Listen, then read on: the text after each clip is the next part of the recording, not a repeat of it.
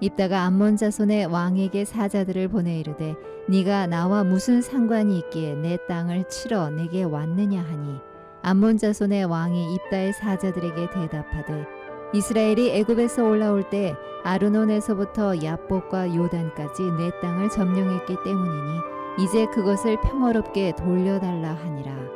입다가 암몬 자손의 왕에게 다시 사자들을 보내 그에게 이르되 입다가 이같이 말하노라. 이스라엘이 모압 땅과 암몬 자손의 땅을 점령하지 아니하였느니라. 이스라엘이 애굽에서 올라올 때 광야로 행하여 홍해에 이르고 가데스에 이르러서는 이스라엘이 사자들을 에돔 왕에게 보내어 이르기를 청하건대 나를 네 땅 가운데로 지나게 하라 하였으나 에돔 왕이 이를 듣지 아니하였고 또 그와 같이 사람을 모압 왕에게도 보냈으나 그도 허락하지 아니하므로 이스라엘이 가데스에 머물렀더니 그 후에 광야를 지나 에돔 땅과 모압 땅을 돌아서 모압 땅의 해 뜨는 쪽으로 들어가 아르논 저쪽에 진쳤고 아르논은 모압의 경계이므로 모압 지역 안에는 들어가지 아니하였으며 이스라엘이 헤스본 왕 곧 아모리 족속의 왕 시혼에게 사자들을 보내어 그에게 이르되 청하건대 우리를 당신의 땅으로 지나 우리의 곳에 이르게 하라 하였으나 시혼이 이스라엘을 믿지 아니하여 그의 지역으로 지나지 못하게 할 뿐 아니라 그의 모든 백성을 모아 야하스에 진치고 이스라엘을 치므로 이스라엘의 하나님 여호와께서 시온과 그의 모든 백성을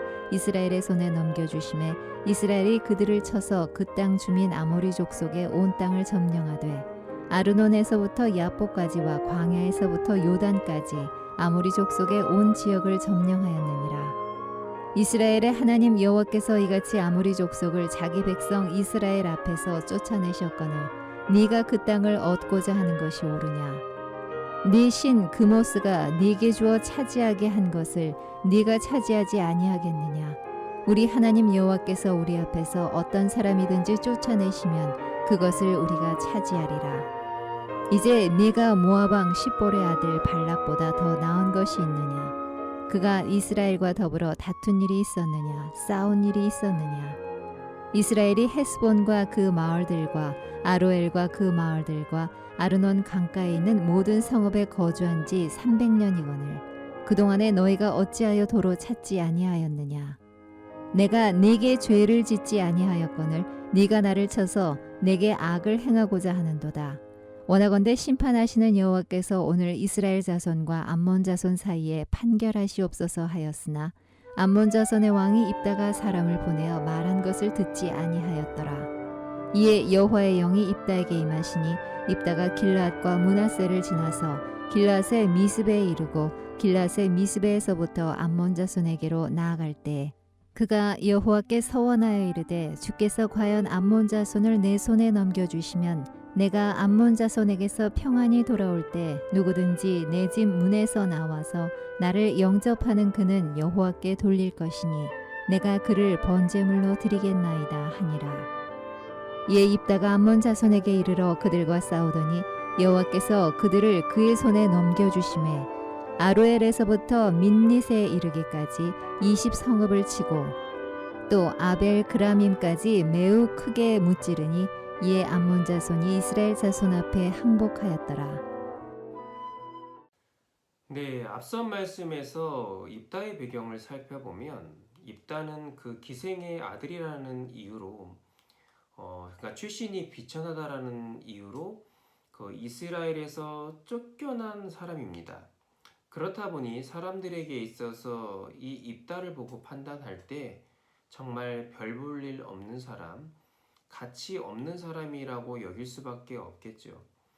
그런데 중요한 것은 이 입다는 자신의 배경도 혹은 다른 사람이 자신을 어떻게 판단하는 거에 대한 관심보다는 이스라엘을 지금까지 하나님이 어떻게 인도하셨는가에 대한 그 하나님의 역사하심에 관심이 참으로 많았다라는 겁니다. 그런 모습을 본 하나님께서 그를 귀하게 사용하시려고 그 이스라엘의 사사로 당연히 세우셨겠지요. 어쨌든 길르앗의 대표가 된 입다는 요단 동편의 영토권에 대한 소유권을 가지고 암몬 자손의 왕과 단판을 벌이게 됩니다. 지금 전쟁이 일어날 수 있는 이런 상황에서 입단은 최대한 평화적으로 어떻게 해결할까 그것을 먼저 고민을 했습니다. 무조건 상대국과 싸우기보다는 말로 그들을 설득시키는 방법을 선택을 합니다. 평화적으로 분쟁을 해결하고자 하는 입다의 의지가 반영되고 있는 부분이지요. 뿐만 아니라 이스라엘의 대표로서 입다는 자신의 능력, 실력을 과시하는 것이 아니라 이 상황 가운데서도 이전에 역사하셨던 하나님이 어떻게 우리를 위해서 일하시는가, 즉 그런 구속사적인 안목을 지니고 대표로서 있었던 것입니다. 길르앗의 소유권을 주장하는 암모당에게 입다는 먼저 역사적 사실을 들어서 지난 300년 동안에 그 길르앗 소유권에 대해 아무런 주장이 없다가 지금에 와서 주장하는 것은 어떠한 명분이 없다고 이야기를 합니다. 이 명분을 이야기하면서 아마 입다는 두 가지를 기대했을 겁니다. 그러니까 첫 번째는 뭐냐면 그 이야기가 설득력이 되어서 암몬 왕 스스로가 군대를 물리치고 평화적으로 해결되는 것이겠죠. 두 번째는 설령 암몬 왕이 자기 주장을 굽히지 않고 이제 전쟁을 하려고 할 때 이스라엘 입장에서는 분명한 싸울 명분이 생긴 거예요. 과거의 역사를 들었고 또 평화적으로 해결하려고 했는데 암몬이 먼저 전쟁을 치려고 했다. 그것은 이스라엘 군대에게서 있어서도 싸울 명분을 제공해주는 계기가 될 것이지요. 또한 입다가 평화적으로 해결하려는 그 이유 중에 또 하나가 앞에서도 언급했듯이 그 이스라엘 역사와 그 정통성에 대해서 참 그는 관심이 많았다라고 했는데 과거의 이스라엘과 이민족 간의 어떤 관계에 대해서 누구보다 잘 알았을 것입니다. 그 전에 내려오는 그 가르침이 무엇이 있을까요? 아마 모세의 가르침을 분명히 알았을 것입니다. 모세의 가르침 중에 하나가 무엇이었냐면 룻의 후손인, 그러니까 암몬과 이 모압 족속에 대해서 칼날로 충돌하거나 정복하는 일을 하지 말라고 명시한 바가 있었습니다. 그것은 그들의 조상인 룻과 또 자신의 조상인 이 아브라함과의 관계가 바로 친족 관계였기 때문이에요. 그런 이유로 모세 때에도 가나안 입성할 때 가급적 모압과 암몬과의 충돌을 피하려고 했습니다. 때로는 길을 멀리 돌아갔습니다. 입다 역시 그 배경을 알고 있었기 때문에 어떻게 해서든지 무력 충돌보다는 평화적으로 해결하려고 했겠죠. 그러나 그런 입다의 노력에도 불구하고 암몬 왕은 결국은 그 제안을 거절하고 전쟁을 치르게 됩니다. 그런데 사실 이 전쟁은 이미 승패는 결정나 있습니다. 왜냐하면 전쟁의 승패는 민족의 군사력이 아니라 바로 하나님께 있기 때문입니다. 그런데 이스라엘 백성이 어떠한 민족입니까? 바로 하나님이 다스리는 민족입니다.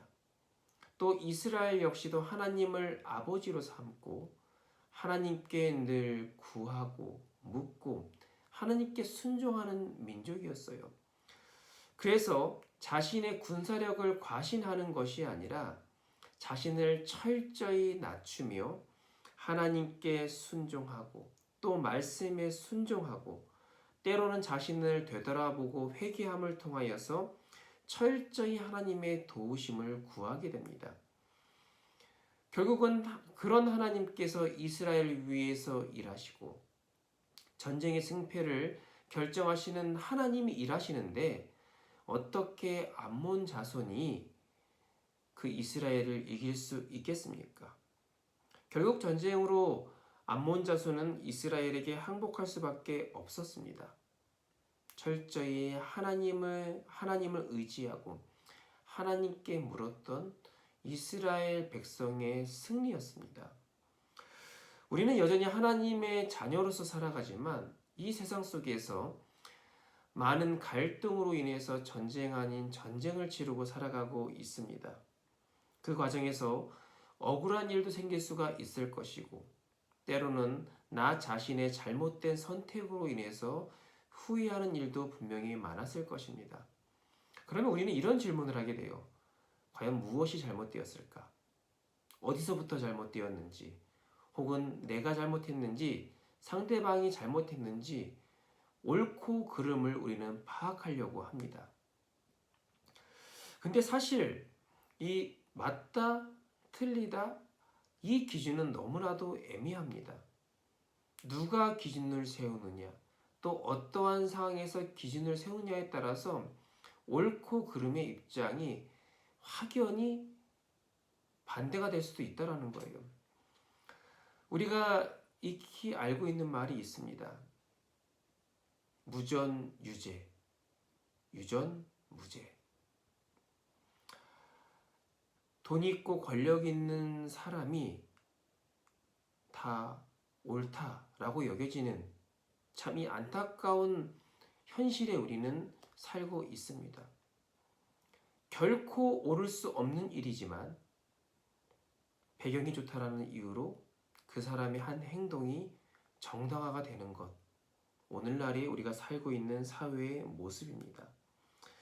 혹시 우리 교회 내에서도 목소리 큰 사람이 마치 모든 게 옳게 되는 것처럼 여겨질 때가 있지 않습니까? 그렇기 때문에 세상의 옳고 그름은 명확하지 않을 때가 너무나도 많이 있습니다. 입다가 하나님의 역사를 되돌아보면서 지혜로운 선택을 했듯이 우리 역시 늘 선택의 순간, 고민의 순간에 내가 기준을 세우는 것이 아니라 하나님 입장에서 우리는 묻고 구하고 그 음성에 귀를 기울이고 우리는 판단하고 선택해야 할 것입니다. 여전히 전쟁 같은 이 세상 역시 그 승패를 좌지우지하시는 분은 바로 하나님이기 때문이죠. 과거에 역사하셨던 하나님, 그리고 지금도 내 삶에 함께 하시는 하나님, 또한 지금 당장 눈앞에 보이진 않지만 우리 미래를 책임져 주실 하나님, 우리가 그 하나님을 늘 의지하면서 세상의 전쟁 가운데 늘 승리하며 살아갈 수 있는 우리 모두가 되기를 간절히 소망합니다. 기도하겠습니다.